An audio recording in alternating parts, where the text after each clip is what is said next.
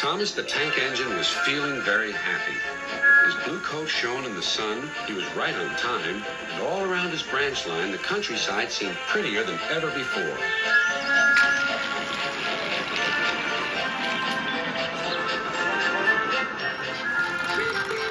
Good morning, Percy, he whistled. My branch is the pride of the line, wouldn't you agree? Yes, Thomas, of course, but what, Percy? Out with it. Well, there is another engine with a famous branch line, too. Who? Where? His name's Stepney. He's far away. But Sir Topham Hatt says he may visit us. When? Oh, someday. And Percy hurried away. Meanwhile, Stepney was puffing steadily along his line. It isn't very long, and that made him feel a little sad.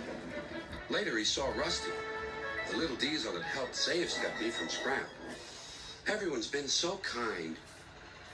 But my railway is so short, and I do miss a good long run. I think you should tell Driver, too, replied Rusty. I'm sure he'll understand. Stepney soon discovered that indeed he did.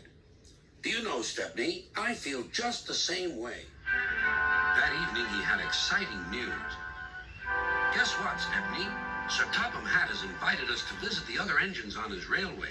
Manager agreed. It'll be a really long run to get there. Oh, thank you, sighed Stepney. They set off next morning. By now, all the other engines were talking about Stepney. He runs a famous branch line. Did you know that? Said Percy. Thomas was feeling a little jealous. It may be famous, but my branch is the first on the line. Everyone knows that, too. And he huffed away to fetch his coaches. And look, squeaked Percy. Why have they all come? There's no train yet. But Percy was wrong. The signal dropped, and from far away an engine whistled. Here he comes, yelled Douglas. Stepney puffed proudly through the junction.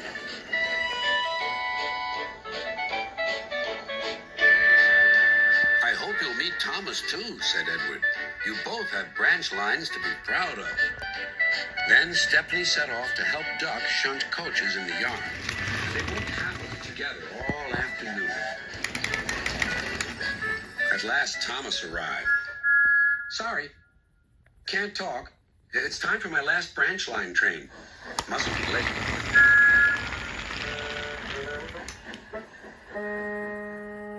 He was hardly out of sight when the engines heard shouting at the station.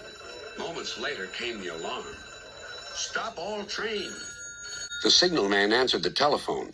A special, is it? I see. Thomas was impatient. Why are we waiting? My passengers are being delayed.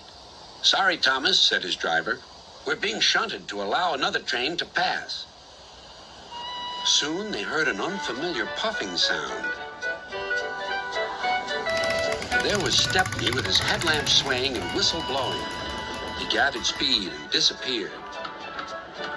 Well, bust my boiler, said Thomas the Tank Engine.